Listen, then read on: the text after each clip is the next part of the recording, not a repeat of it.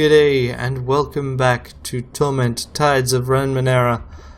We just finished up at the anchorage, so the only thing really left that I could be bothered doing is kind of progressing the main story. We need to get that magmatic amulet from the bloom. Your ruthlessness, Callistes, so we need to go through here. Necessarily your methods. And I feel much the same about you, dear. So, are we allies then? Friends.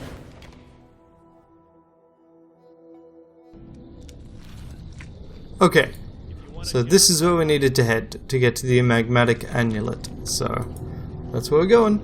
We saw ourselves previously.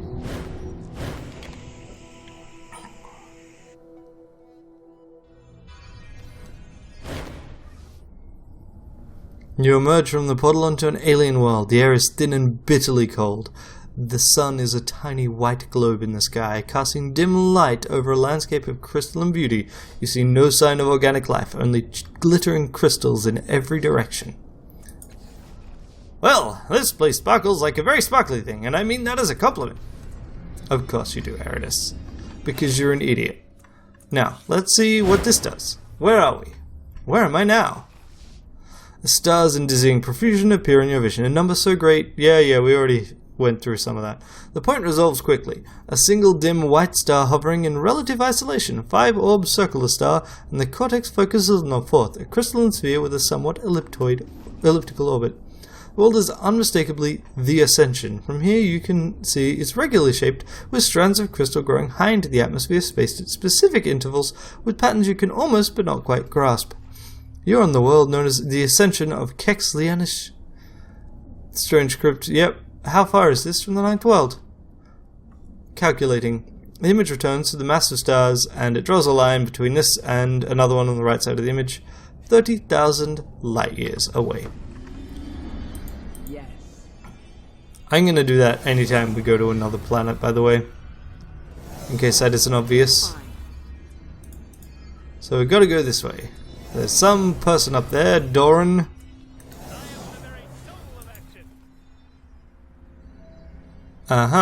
There's a lot of people. Finally, a new face. Where did you come from, stranger? I'll talk to you later. That is a thing. Definitely a thing. Can I get anywhere down there? Nope. Nope.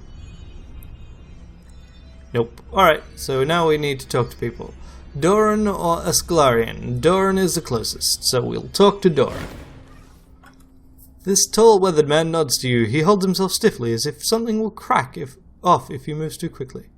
He glances at your tattoo and smiles. Hello, Castoff. I am Doran, prophet of the Changing God. It's been a while since we've seen anyone come through here. What's your business with the Ascension? I'm just exploring. I understand. What else would bring anyone to this destitute place? Anything we can help you with, friend? What does it mean? You don't hear any thoughts of his mind at all. It's just quiet, as if something is carefully and silently listening from the dark reaches of his head. What can you tell me about this place? Very little. There are crystals, there are lights, there's no one to talk to, and very little of value to find. It's a lovely world, but I feel we may be wasting our time here. What are you doing here? Seeking. We have it on good possibility, though outdated, authority that this place holds more of your father's secrets. We've found nothing yet. Until we do, we are enjoying the sights and the silence, the crystals and the lights. Our pursuits have taken us to less pleasant places. What does it mean that you're a prophet of the Changing God? A title only. The cultists of the Changing God believe I have a special connection because I found some well-hidden secrets of your fathers once. Between you and me, I got lucky. So you related to cult of Changing God at Sagas Cliffs? Well, we are cultists of the Changing God, yes, though I'm afraid we have little to do with our colleagues in Sagas Cliffs. There's not a lot of oversight between our churches. What secrets of the Changing God did you find? Oh, nothing that interests you. An old workshop with some of his trinkets. Didn't understand any of it, but the cultists were ecstatic. They drafted me as a prophet and confiscated everything. Well, everything I didn't sell first. Fair compensation for my efforts, you know. Are you sure you can't tell me anything about this place? There's little to tell. It's a beautiful place, but devoid of life. But fortunately, breathable atmosphere. Let's talk with the Sclarian. I don't want to reveal what I'm after just yet. This tall, lithe man has an unkempt shock of bright hair. His skin is ashen, as if coloured by the dust of old homes. It's been a long time since he's seen a real sun. His smile is thin and twitching. A demented light burns in his eyes. Another cast-off? Another echo? Why did you call me an echo? The strong are those who act. They change the world, break the sky with their thunder. And then there is the echo, a weak imitation of the Saucer's fury, claiming to be more important than it is. Cast-offs are echoes of him and deserve none of his glory. I've heard of other cultists who worship the echoes. Fools, all of them. The source is what matters. There are many cast-offs. Even if you think we're weaker than our father, don't we have a large effect on this world? Yes. Certainly an echo has power of its own. It could shake mountainsides, create avalanches that burn villages. But that doesn't make an echo clever. An echo simply goes where it's sent. They're all the same. They all want to impact the world, while their father simply does. And who are you? A Scalarian. He says the name proudly, as if you should have heard of him. I act. What do you mean you act? The Prophet Doran hears. Depending on what he hears, I act. So you do what Doran says. No, I act on his words. That sounds a lot like taking orders to me. It would to you. You don't know what we are. We do not tumble about the world like you do, inflicting little damages or claiming to be more than we are. We listen, we decide. Then we act, but no one tells us to do so. And so, what can you tell me about the Ascension? I can, but I won't. The Prophet Doran will decide what you're allowed to know. Echo. So, you think all cast-offs are echoes of changing God. What are you then? A man like him. A man of action. Yeah, okay. Whatever. I'm going to ignore you then. I'm going to look at this. It's a shelter made of exotic materials. Probably been here for quite a while. And let's go interact with this thing. Leave them to their business. This massive crystalline structure looks like a shrine of some sorts. Coloured lights float about inside, each one a tiny galaxy trapped within the crystal. As you approach, the crystal begins to hum. The resonations shake your skull. The humming shifts and increases until you hear a voice. Revel! The voice echoes directly in your mind. It stutters, uncertain, like someone trying to remember how to speak. Greetings, patented one. I am the speaker. Welcome to the Ascension of Kexlianesh. I am sorry, but the Oracle no longer exists. The lights pulse once, then a much deeper voice emanates from the crystal. Revelation! The Oracle was immortal. Time was the weapon that killed her. Something clicks or cracks within the crystal, and it speaks of the bright voice again. I regret that without the Oracle, I will have very few answers for you, but I will do what I can. The thoughts before you receive... The thoughts you receive from the structure are not like any thoughts you've experienced before. They come fast and incomprehensible. More than that, they come from all around you, from underneath and even above you. It's as if you can hear the thoughts of an entire world through the speaker. You said revelation in a different voice. What does that mean? You are mistaken. Speakers are not authorized to grant revelations without the Oracle's permission, and the Oracle is no more. You hear another crack from within the crystal, as harsh as ice breaking underfoot. The deep voice speaks again. Revelation! The speaker cannot hear itself. Give revelations! It stutters and falls silent before saying again in the bright voice, I wish I did have some revelations for you, patent one. Alas, that time is long past. Why did you call me patent one? A few of the lights pull together, creating a glow in the air. No, not a circle, a pentagon, like your tattoo. Patterns are what we do, patent one. Life is pattern, and your life more than most. Your thoughts hold a certain shape, a shape I've seen before. A man came through here long ago. He did some work here, I believe. Or maybe came to hide something, or find something. He never revealed to me his true purpose. The man who shares my pattern. I need to find something he hid. Do you know where it might be? I apologize, I do not. Investigation was not my specialization, only speaking. A revelation. The speaker can speak to all sentients, even those who did not exist at the time of its creation. Do you know anything about the other humans over there, Doran and his companions? I do not. Nor do they know anything about me. I will not speak with them. Why won't you talk with them? I do not trust them. They do not taste right. You hear a sound in your mind remarkably like a clucking tongue. I cannot explain it.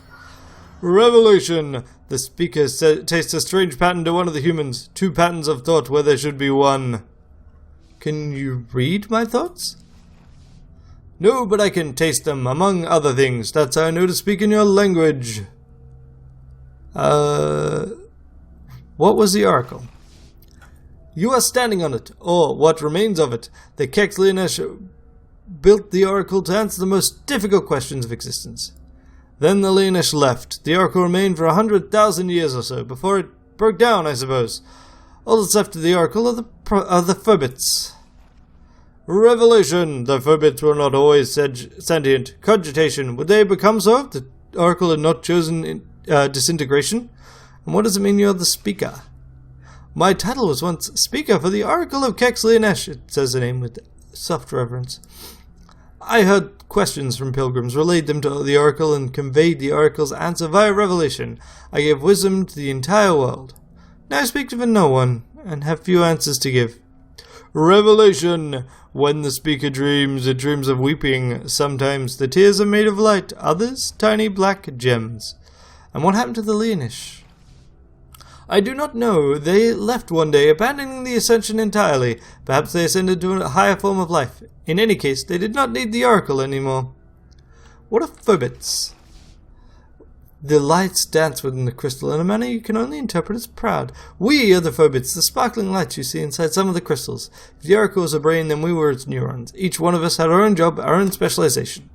You can't speak to the others, of course, that is to say, they're perfectly intelligent but unaware of you. The only reason you and I can speak is because of my role as speaker. The others weren't made for communication or perception. Speaker throbs. The deep voice cuts in the air. Revelation! Common Phobits were used to store activation states, simple information. Some may still react to basic physical stimuli. If other Phobits are sentient, could you speak to them for me, or at least make them aware of my presence? Of course, but they know nothing. I don't see what interpreting would... The speaker trails off, pulsing thoughtfully. No, there is a way they can help. Several Phobits in the area were in charge of transmission tracks, communication pathways, connecting the oracle's smaller subsystems. When the oracle passed, those pathways became obsolete, and the Phobits quiescent. But those tracks could serve as bridges to help you explore the area. Revelation! Like humans, the Leonish also required physical structures for traversal. Only a few Phobits specialize in areas requiring knowledge. The speaker is not among them. Try to interact with the Phobits. When you do, I'll ask them to activate or deactivate. They may not all be as helpful as we'd like, but I think you'll figure some way to get around. Alright, farewell. Sounds good. Let's see. We've got these things to interact with now? No. These things. You won't notice I'm gone. Okay, interact.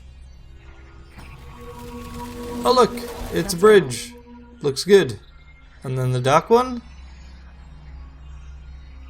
Yes. Nice.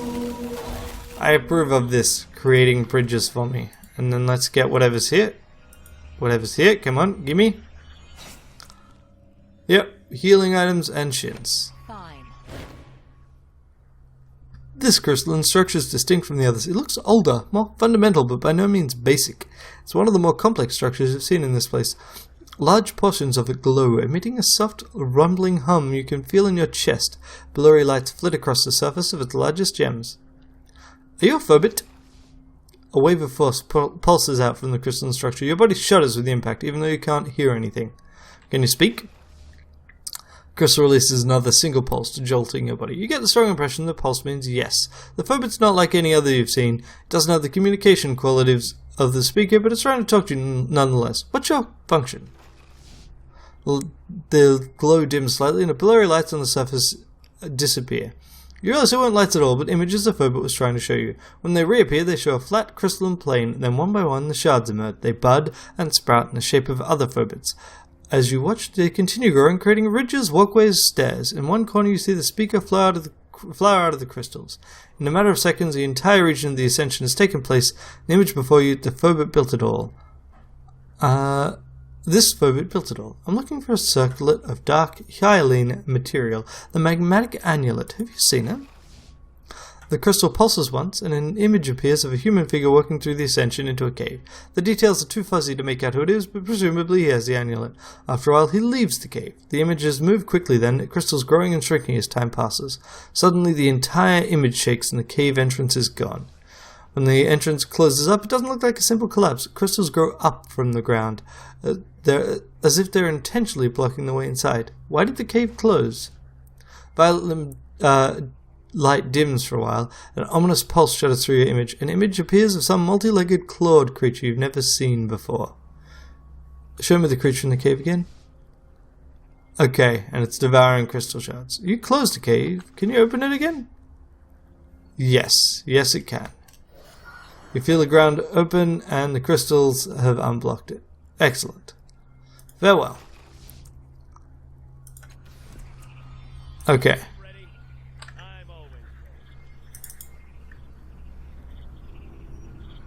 So nothing to interact with over here.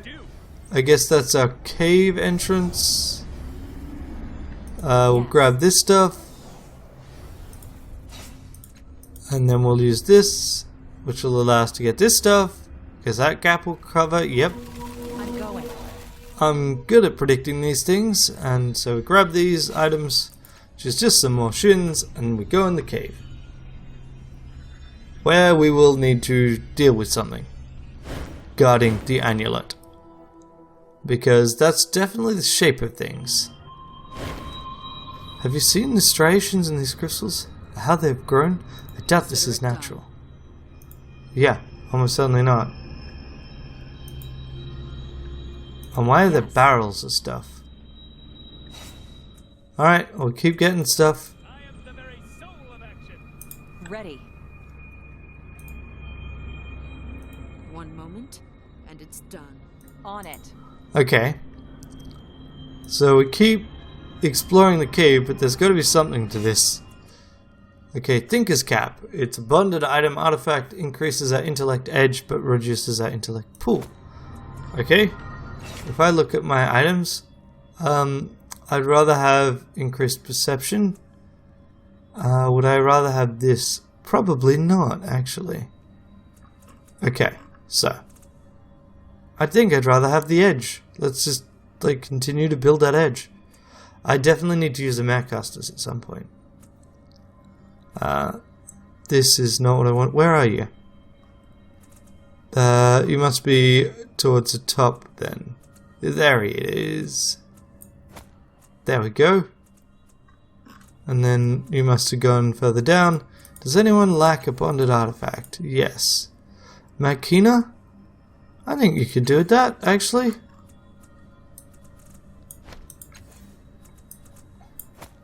Don't really care about your might pool anyway. All right. Okay. This looks like machines. Impenetrable cave of energy. Things to interact with. This looks like a resonance chamber, almost. Stasis pole is dull and lifeless. No visible way to activate it. Therefore, this. Yeah, machines, Phobit, trapped in a central crystal. All the cables in the room connect to this bulky machine and its twin. They generate a low rumble you can feel in your feet. As you approach, a screen lights up. A strange maze-like rune flashes angrily in the center of the screen. 3 other glyphs revolve slowly around it in an elliptical orbit. A bolt of lightning, a set of parallel lines, and a suckle. Okay, so I would like to look at these things, but let's do the circle first. An image appears depicting the humming device in the center of the room. It's one with 2 crystals. Symbols flow into the image, showing you the device is currently receiving power from the machine before you. A circular symbol pulses each time a symbol flows into the image. Pressing it would likely cut the flow of power to the crystals, causing the humming to cease. Circular crystal is outlined in red, suggesting the function of this device is particularly important. Okay, back to the initial screen. Maze-like rune. The picture appears, looks like the technical schematic of the device behind you. Vertical lines of runes appear next to the schematic, but you can't read them. Except, I totally can. I can remember how to read them. Although you can't read the runes, the gist of the message becomes clear. It's a warning about the device with 2 crystals at the center of the chamber. The device is deteriorated to an unstable state, and any fluctuation in power is likely to result in an interruption of function. The runes do not say what it will do, or if that happens, or if they do, you can't read that part. Okay, and the lightning? The rune and glyphs disappear, replaced with an image showing a bank of 3 large crystals to your right. The symbols flow into the image, showing you the device is currently receiving power from the machine before you.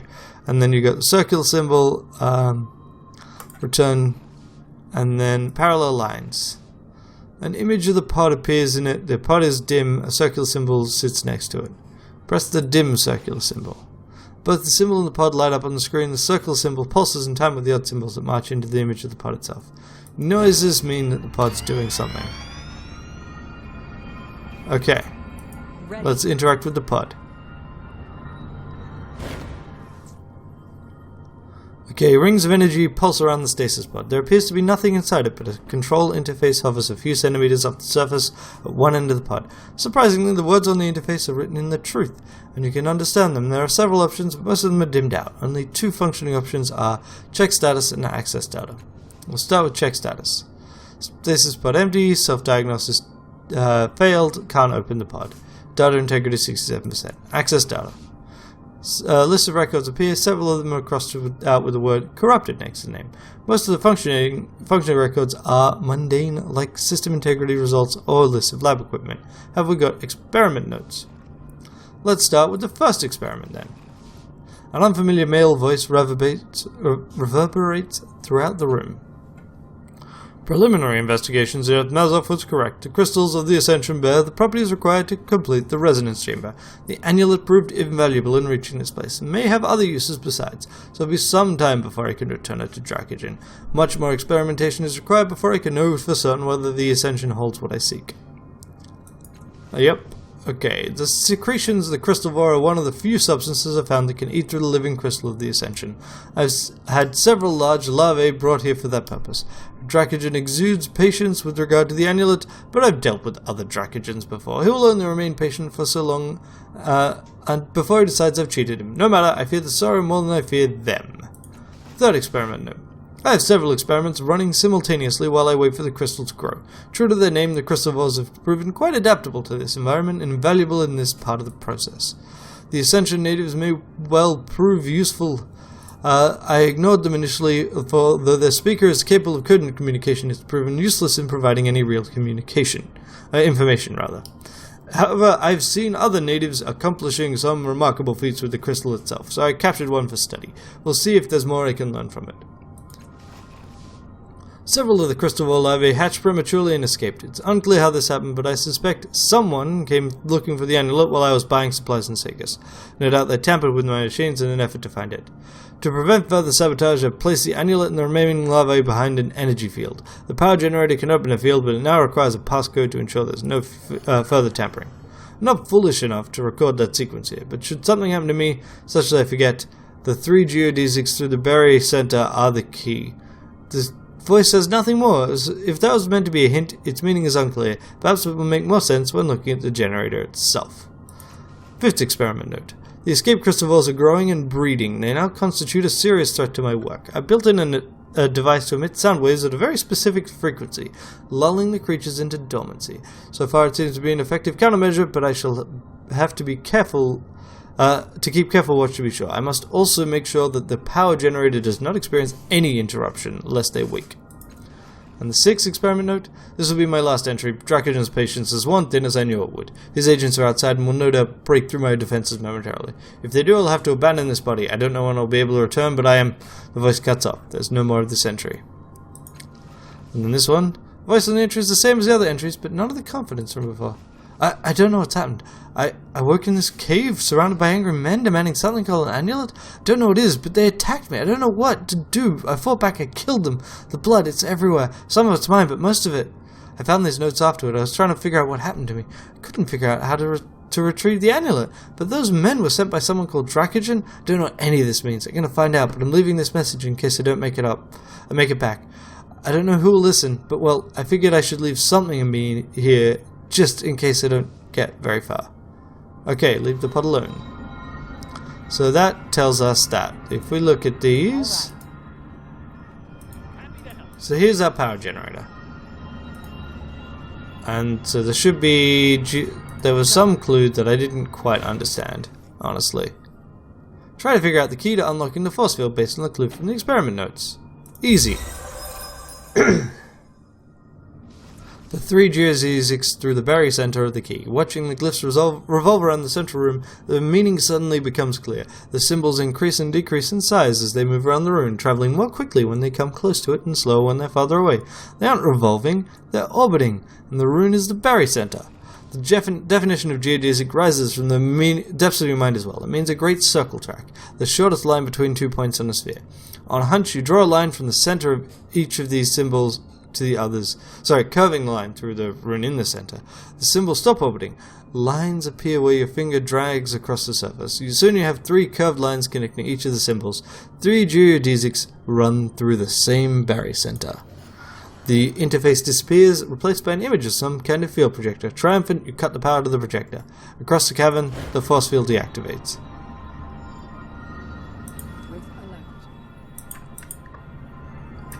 Let's get these things. I said, let's get these things. Got Hero's Fury, which does stuff. Let's give that to Matkina.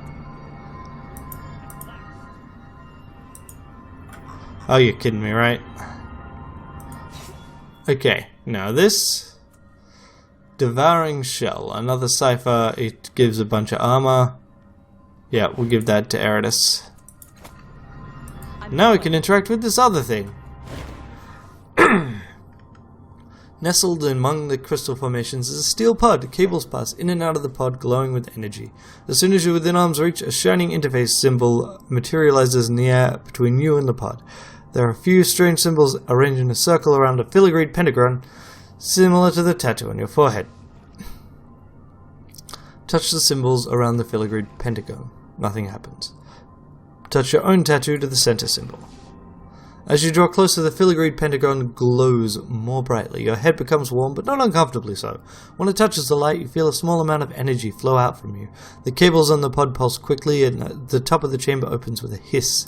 The only item inside is a Hylian circlet, as black as the sky behind the stars, the magmatic amulet. You remove it from the pod and take it with you. Okay. So now we can kind of wear that, I guess. Making a note. And yep, we got the item for Dracogen's price. Yes. And I'm gonna guess, just guess, that when we leave this chamber, we will have a scrap. Well, not a scrap, but we'll have the cultists bug us. Let's see.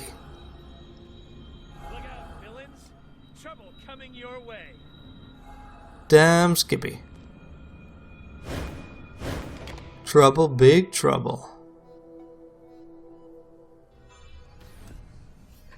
Alrighty. Nope. Ah, yeah, look at that. That is interesting now, isn't it? And I guess next time round, we will deal with these jerks. And see what they want from us. Probably the amulet. Or something like that. Until then, have a great day.